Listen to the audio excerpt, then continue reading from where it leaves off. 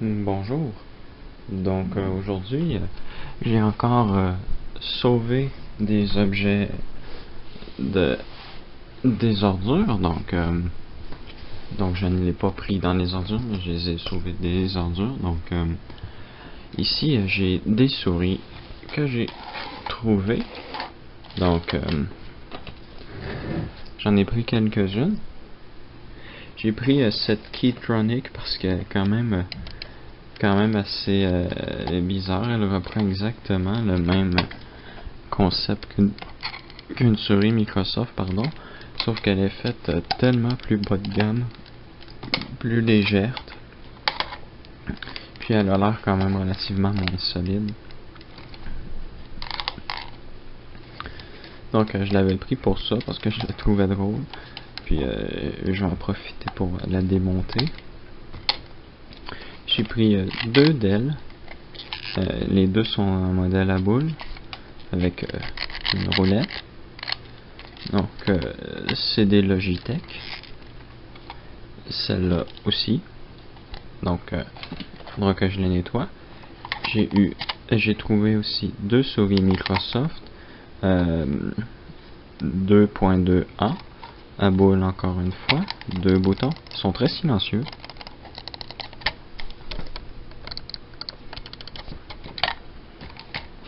Et je vais tasser les autres souris parce qu'il y a une autre souris, vous l'avez probablement pas vue, mais ça c'est la cerise sur le gâteau.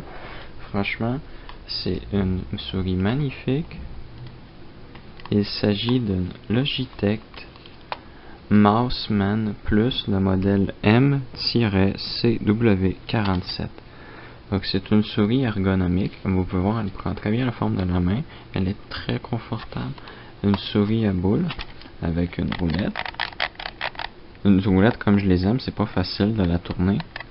Donc et un bouton sur le côté, ainsi que les deux boutons habituels. La souris est en PS2. Donc c'est une souris magnifique. Il va falloir que je la nettoie. Comme vous pouvez voir, elle est vraiment très sale. Si je me fie à ce que j'ai vu sur internet, c'est une souris qui est sortie environ en 1998. Donc voilà. Donc franchement, ça va devenir ma nouvelle souris principale, j'ai l'impression. Franchement, elle tient vraiment bien dans la main. Donc je ferai probablement d'autres vidéos sur ces souris-là. Bon, à part celle-là, parce que je les ai déjà présentées dans une précédente vidéo. Celle-ci, j'en ferai probablement une vidéo pour la démonter et vous montrer l'intérieur, ainsi que probablement une des deux d'elles ici. Et la Logitech, j'en ferai une vidéo complètement à part. Donc voilà. Donc au début, je vais rajouter un autre vidéo à la fin de celle-ci, puisque j'étais censé la mettre hier, mais en fin de compte je ne l'ai pas mis, puis bon, c'était d'autres trouvailles, donc je vais mettre les deux ensemble de toute façon, puisque dans l'autre vidéo je n'ai seulement trouvé qu'un seul objet, donc je vais la mettre avec celle-ci pour avoir les deux en une. Donc voilà, moi je vais arrêter là avec l'édition vidéo, ça va reprendre à l'autre présentation. Cette fois-ci, ça n'allait pas être jeté, mais je l'ai eu quand même pour un bon prix.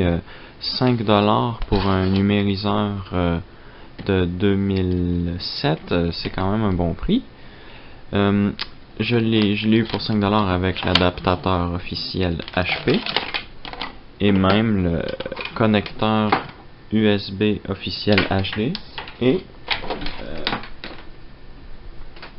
je ne les ai pas sous la page, en fait, oui. J'ai même eu les 3 CD d'installation pour l'installer. Donc il y en a un qui c'est pour installer sur Windows 98, Millennium, 2000 et XP. L'autre est pour installer sur Windows Vista et l'autre est pour installer sur macOS X. Donc on va faire un petit tour. Donc à l'avant on a les boutons, un pour scanner, un pour numériser, pardon, un pour numériser des photos ou des pellicules, un pour envoyer à l'imprimante et un pour numériser en format PDF. Encore une fois, on a le merveilleux logo Energy Star qui sert absolument à rien. Et à l'arrière, nous avons 3 connecteurs. Donc ici, l'entrée, le TMA, la prise USB et l'interrupteur marche-arrêt. Donc ce connecteur, en fait, se branche dans le trou ici. Et ce qu'il permet, du moins pour ce modèle, c'est que on peut mettre les pellicules ici, puis ça, l'imprimante va pouvoir allumer une lumière ici et ça va refléter à l'intérieur. Je vais essayer de sortir ça. Vous pouvez voir, il y a un diffuseur à l'arrière, donc ça va diffuser la lumière de façon égale sur toute la bande ici. Donc vous mettez votre pellicule et la pellicule va être bien éclairée. Donc voilà, donc si je l'ouvre, on a la vitre ici, donc elle est quand même propre, elle n'est pas graffinée, l'intérieur de la machine est très propre aussi, je l'ai huilée et graissée, donc elle va être bonne pour un bon bout de temps. Donc je l'ai acheté même si j'ai un autre numériseur ici. Il s'agit d'un HP Scanjet 3500C. Donc c'est une imprimante quand même très similaire, pas une imprimante, un numériseur, pardon, très similaire. Celui-ci est plus vieux de 2 ans. Il y a eu quand même beaucoup d'utilisation. J'ai numérisé d'un livre 350 pages. Et j'ai pas terminé, ça c'est sans compter toutes les autres pages que j'ai numérisées avant, plus toutes les autres pages que l'autre personne avait numérisées avant. Donc ce numériseur a beaucoup d'utilisation. Ici on peut voir à l'arrière le connecteur encore TMA, l'adaptateur, le connecteur pour l'adaptateur et la prise USB. Donc je ferai probablement une vidéo sur chacun de ces deux numériseurs. Donc l'autre peut aller jusqu'à 1200 points par pixel par pouce. Celui-ci peut aller jusqu'à 9600 points par pouce. Donc la résolution est plus élevée sur celui-là quand même. Si je l'ai acheté, c'est parce que l'autre il est plus vieux, puis aussi parce que je sais pas combien de temps il va me durer, puis j'attendrai pas qu'il brise, puis être obligé d'aller en acheter un à 40$ parce que j'arrive pas à en trouver un pas cher quand j'en aurai besoin. Donc j'achète celui-ci d'avance et quand l'autre brisera, bien j'en aurai un de secours. Donc j'ai eu le temps de faire quelques petits tests et celui-ci numérise très bien, aussi bien que l'autre que j'ai. Le seul problème c'est que la lampe n'est pas aussi usée, donc elle éclaire plus fort. Donc quand on numérise des pages qui ont été imprimées recto verso, on voit plus facilement l'arrière de la page, donc c'est quand même un peu dérangeant d'avoir du texte, le texte de l'arrière de la page qui a été numérisé. Donc je vais continuer d'utiliser l'autre pour le moment puisque la lumière est moins forte, elle traverse moins le papier. Donc voilà, celui-ci sera un numériseur de secours. Voici un autre des objets que j'ai eu. Donc vous pouvez voir que c'est un autre ordinateur. Il s'agit d'un Compaq Desk Pro EN. Donc ce nom est familier, mais ce n'est pas le même modèle que celui que j'ai déjà. Donc celui-ci est un peu plus différent. En fait, je ne l'ai même pas encore nettoyé, mais j'ai pu un peu observer ce qu'il y a à l'intérieur, puis même j'ai déjà eu le temps de faire une modification dedans. Donc c'est un ordinateur qui venait avec Windows 98. Donc ce qui est bien avec ce Compaq Desk Pro, c'est qu'il s'ouvre facilement. Donc une fois qu'on dévisse la vis, on a 2 boutons de chaque côté que l'on tire. Voilà. Le couvercle se lève tout seul. Et une fois qu'il est assez levé, on peut tirer vers soi.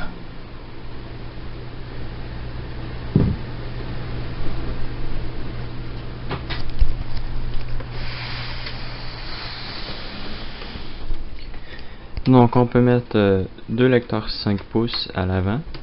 Il y a le lecteur de disquette juste en dessous. Je vais débrancher quelques fils pour pouvoir soulever l'assemblage.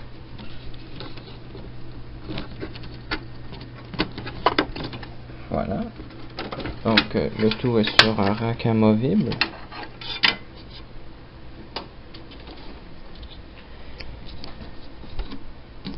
Donc j'ai rajouté la carte graphique pour tester. Au début ça venait avec ça ici. C'est pas la première fois que j'en vois un, mais c'est la première fois que j'en ai un. En fait, c'est 4 MB de RAM sur une barrette qui se branche dans le port AGP. Donc ça, je vais essayer ça dans l'autre ordinateur Sierra que j'ai, puisque je ne peux pas vraiment mettre d'autres cartes graphiques à l'intérieur. Je vais essayer ça à l'intérieur pour voir si je vais pouvoir avoir 8 MB à l'intérieur. Donc ici, j'ai pu enfin tester cette carte graphique là aussi. Donc j'ai découvert qu'il s'agit d'une ATI TNT, donc avec 16 MO de RAM. Ici nous avons un Pentium 3 à 866 MHz. Je vais peut-être le changer pour un processeur à 1 GHz, je ne sais pas.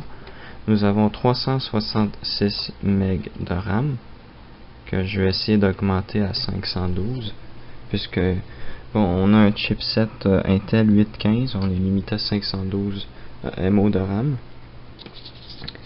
Et aussi une autre chose que j'aime bien, c'est que on peut mettre deux disques durs dans la machine.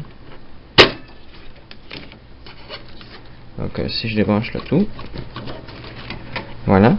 Donc on a le levier ici, on le tire vers soi, ça relâche le disque, on peut le soulever. Et on peut en mettre un aussi de l'autre côté. On peut voir ici qu'on a des supports. Voilà. Et le disque est bien tenu en place. Franchement, c'est mieux tenu en place que ce que j'ai déjà vu dans des ordinateurs qui avaient des disques tenus avec des vis. Donc c'est pas n'importe quoi comme système, ça marche très bien.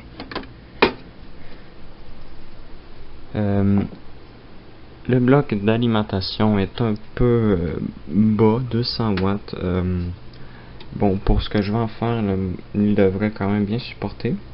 Le seul problème, c'est que le bloc d'alimentation est la seule pièce non standard, non standard sur l'ordinateur. Donc ici, on a une carte ATX standard, donc je peux la changer par n'importe quoi. Puis les autres pièces aussi. Mais pas le bloc d'alimentation, de ce que je peux voir, et il est moins épais, donc il restera juste à espérer qu'il dure longtemps. Donc voilà. Je vais maintenant couper et passer à l'autre objet pour la présentation.